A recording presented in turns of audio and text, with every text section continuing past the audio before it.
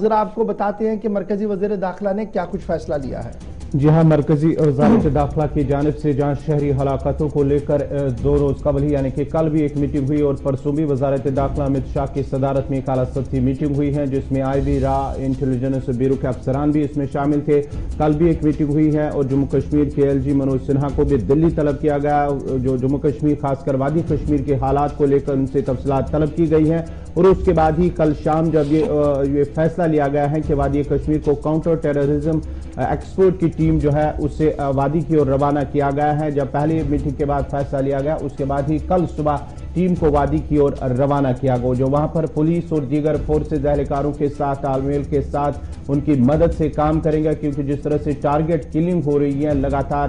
وادی کے اندر، اس کو روکنے کے لیے ایک ٹیم کو بھیج دیا گیا ہے وادی کے اندر، جو اس پر روکنے کی بھرپور کوشش کریں گے پولیس اور دیگر سیکیورٹی فورسز کے افسران کے ساتھ۔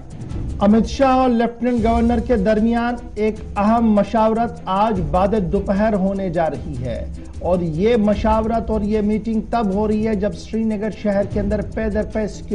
جو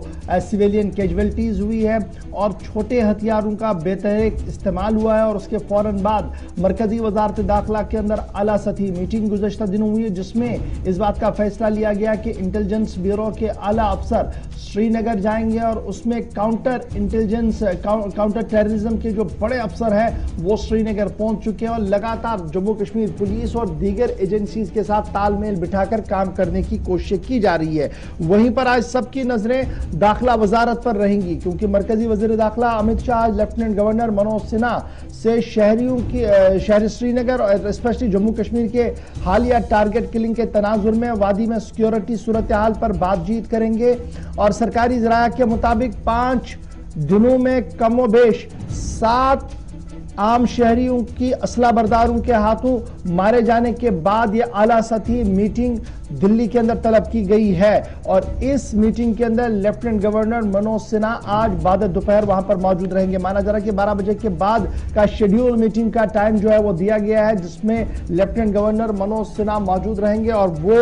بریف کریں گے کیا کچھ ارینجمنٹس کیے گئے ہیں۔ آپ کو یاد ہوگا کہ جب یہ کلنگز ہوئی تو اس کے بعد منوج سنہا کا ٹویٹ سامنے آیا تھا لیفٹیننٹ گورنر صاحب کا، انہوں نے کہا تھا کہ strong hand and iron hand کا استعمال کیا جائے گا۔ وزارت داخلہ کا بیان بھی اسی طریقے کا تھا، لیکن اب حکمت عملی کیا کچھ ہوگی اور کس طریقے سے آگے بڑھا جائے گا، اس حوالے سے تیاریوں کو جو ہے وہ حتمی شکل جو ہے وہ آج دی جائے گی، اور مانا جا رہا ہے کہ آج کے اجلاس میں آنے والے دنوں کی حکمت عملی کو طے کیا جائے گا۔ امت شاہ نے پہلے ہی مرکزی وزارت داخلہ کے کئی عہدیداروں کو یہ حکم نامہ جاری کیا ہے کہ ریاست کے اندر ہر ممکن مدد دی جائے ریاست کی، تاکہ قیام امن کو یقینی بنایا جا سکے۔ تو آج یہ میٹنگ جو ہے وہ ہونے جا رہی ہے، اور اس میٹنگ پر ہماری گہری نظر رہے گی۔ آپ کو پورا ہم اپڈیٹ کریں گے کہ کیا کچھ منوج سنہا لیفٹیننٹ گورنر اور امت شاہ کے درمیان جو ملاقات اور میٹنگ ہوگی، اس کے بعد کیا کچھ بریف ہوگا، آفیشیلی کیا کچھ کہا جائے گا، اور